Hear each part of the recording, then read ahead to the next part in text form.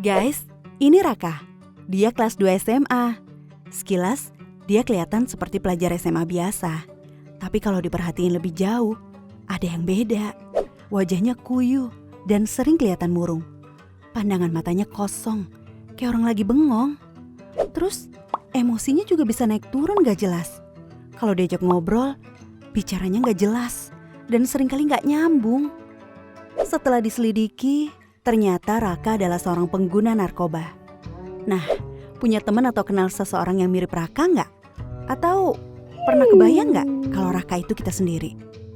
Narkoba atau sering juga disebut nafza, singkatan dari narkotika, psikotropika, dan zat adiktif lainnya, adalah istilah yang ngegambarin semua bahan atau senyawa yang bisa menyebabkan penurunan kesadaran dan bisa mengakibatkan ketergantungan kalau digunakan dengan tidak sesuai.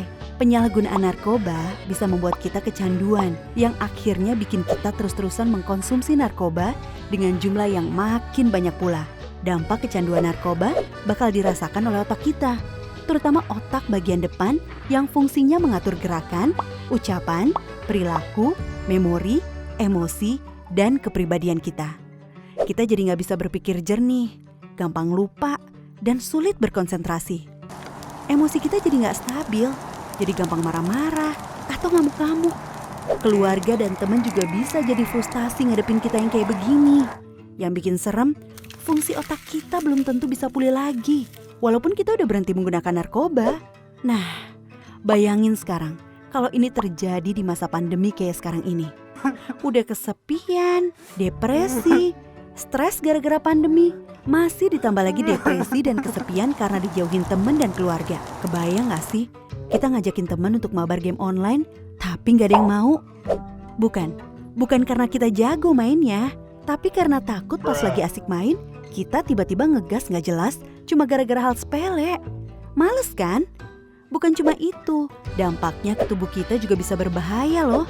Beberapa hasil penelitian bilang kalau penyalahgunaan narkoba bisa berdampak pada penurunan kekebalan tubuh kita. Akibatnya tubuh jadi lebih gampang terserang virus. Seperti virus corona yang lagi rame-ramenya sekarang ini.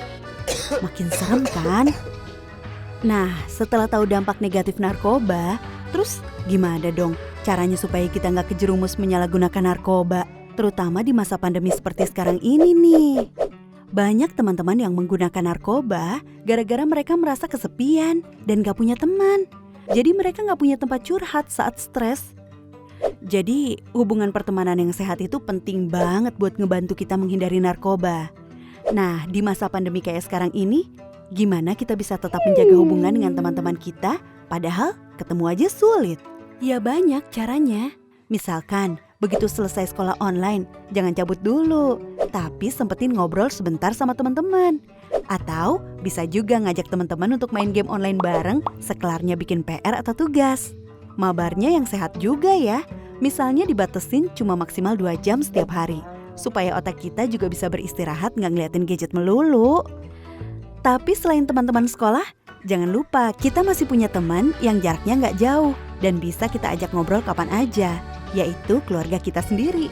Ingat, masa pandemi ini bisa bikin stres siapa aja, termasuk kakak, adik, atau orang tua kita. Nah, daripada stres sendiri-sendiri, kenapa nggak sekali-sekali kita ngobrol sama mereka sambil sekalian curhat, ya kan? Kadang-kadang ngobrolin masalah yang selama ini kita pendam sendiri dengan keluarga bisa bikin perasaan kita jadi lebih lega dan meringankan beban pikiran kita juga. Terus kita juga mendingan cari kegiatan untuk mengisi waktu luang selama pandemi ini, biar gak kebanyakan bengong dan akhirnya malah jadi bikin kita iseng nyoba-nyoba hal yang gak baik, termasuk nyoba-nyoba pakai narkoba. Banyak loh kegiatan yang bisa kita lakuin selama masa pandemi ini. Misalnya nekunin hobi baru seperti nyusun puzzle, main Rubik Cube, berkebun, menulis, dan banyak lagi.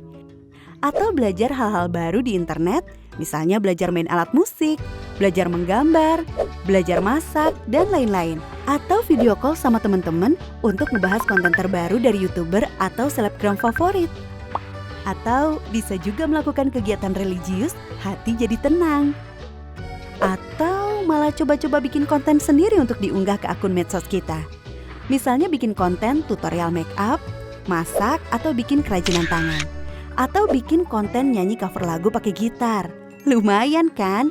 Iseng-iseng tapi kalau banyak yang nonton bisa menghasilkan juga. Atau coba deh, keluar ke halaman depan rumah, terus coba lakuin olahraga ringan sambil menghirup udara luar. Pasti pikiran kamu jadi lebih segar dan suasana hati kamu jadi lebih positif. Nah, selain berusaha menghindari pengaruh narkoba kepada diri kita sendiri, kita bisa juga membantu teman-teman kita untuk menghindari penyalahgunaan narkoba. Istilah kerennya, kita bisa ikut jadi agen perubahan gitu. Banyak loh teman-teman yang terjebak kecanduan narkoba karena mereka menerima informasi yang salah tentang narkoba. Misalnya, ada yang mendapat info kalau narkoba bisa bikin badan kita jadi lebih bagus bentuknya. Atau ada juga info yang bilang kalau narkoba bisa membantu kita berkonsentrasi. Nah, kita bisa ngelakuin sesuatu untuk membantu teman kita itu dengan cara ikut nyebarin informasi dan edukasi yang benar tentang narkoba lewat akun medsos kita misalnya. Dengan begitu, kita membantu teman-teman kita untuk mengambil keputusan yang benar juga. Tapi yang paling penting, kita harus bisa nerima diri kita sendiri apa adanya. Salah satu alasan utama banyak teman-teman kita yang terjerumus menggunakan narkoba adalah karena mereka takut nggak diterima di lingkungan sosial atau takut nggak diakui oleh teman-teman. Kita harus bisa cinta sama diri kita sendiri karena tiap manusia itu istimewa dan unik. Dan kita nggak perlu penilaian orang lain untuk tahu seberapa istimewanya kita. Kita bisa jadi keren tanpa harus selalu ikut-ikutan orang lain kok. Jangan takut untuk bilang enggak sama teman-teman kita yang nawarin untuk pakai narkoba. Dan gak usah takut kehilangan teman gara-gara itu. Teman yang baik pasti akan ngedukung kita ngelakuin sesuatu yang baik juga. Percaya deh, yang bikin hidup jadi seru dan menyenangkan itu adalah sikap kita terhadap diri kita sendiri, bukan orang lain. Sikap kita yang menghargai diri sendiri sambil terus menjaga hubungan yang sehat dengan keluarga, teman-teman, dan orang-orang lain di sekitar kita.